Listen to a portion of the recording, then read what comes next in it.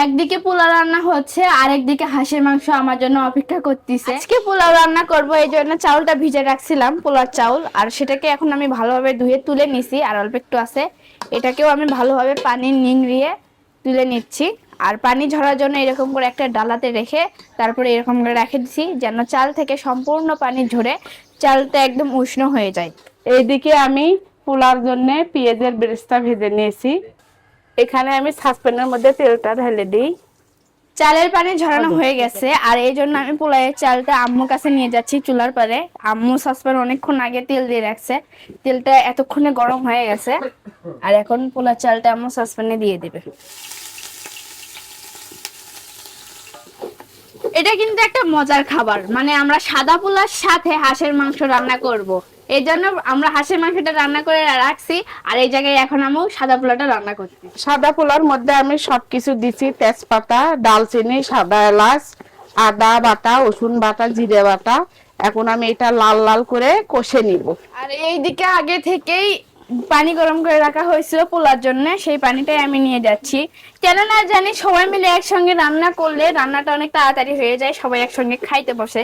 আর আমার এই যে দুই পাখার নিয়ে রান্দিতে বসলে কেন জানি সকাল থেকে সন্ধ্যা হয়ে যায়, তাও আমরা খাবার পাই না, কি একটা অবস্থা। আর আমাদের যে কত কি করতে হয়, মানে বেশিরভাগ রান্না সব জিনিস আমরা ছোটরাই করে দিই, তারা শুধু চুলার পরে বসে থেকে এরকম এরকম করে। এই রে, নাম নাই তো। আউ, আমি এখন গরম পানি আর এখন গরম পানি দিয়ে দিচ্ছে খালামুনি পোলার ভিতরে। ঢেলে দিচ্ছি।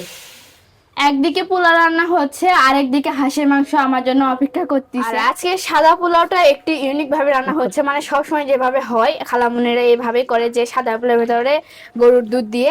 তো আজকে আমরা ওই দুধ দিয়ে সাদা পোলাওটা রান্না করতেছি। আর আজকের পোলাওটা মনে হয় অনেক মজাদার হবে, যেহেতু তার ভিতরে দুধ গেল। ফাইনালি আমাদের পোলাও রান্নাটা হয়ে গেছে, আর এটাকে এখন চুলার উপরে তাপে রাখছে যেন ভালোভাবে ঝরঝরা হয়ে যায়। আর দুধটা দেওয়ার কারণে পোলার কালারটা অন্যরকম হয়েছে। তো যাই হোক, আজকে রান্না আমাদের কষ্ট সার্থক, কারণ সবকিছু রান্না হয়েছে, হাঁসের মাংস রান্না হয়েছে, পোলাও রান্না হয়েছে। তো সবাই ফ্রেশ হয়ে এখন একদম রেডি হয়ে তারপরে আমরা খাওয়া দাওয়া করবো সবাই মিলে। এদিকে আমি গোসল করে ফ্রেশ হয়ে আসলাম এবং খালামুনি এখন আমাকে খাবার দিচ্ছে। আর প্লেটে এত খাবার দেখে মানে কি, দেখেন আপনাদেরকে দেখাই প্লেট। দেখেন এখানে হাঁসের মাংস, সাদা পোলাও, সালাদ দিছে। তো এখন আমি এটাকে মজা করে খাবো। হাঁসের মাংস খাইতে যে এত স্বাদ, এটা খাওয়ার পরেও মুখে যেন লেগে থাকে। আর যারা খাইছে তারা তো জানে যে এটার কত স্বাদ। লোকে দেশি হাঁসের মাংস খাইতে অনেক পছন্দ করেন, তাহলে অবশ্যই জানাবেন। আর এখন কে কে খাচ্ছেন অবশ্যই জানাবেন, আমরা তো আজকে খাচ্ছি।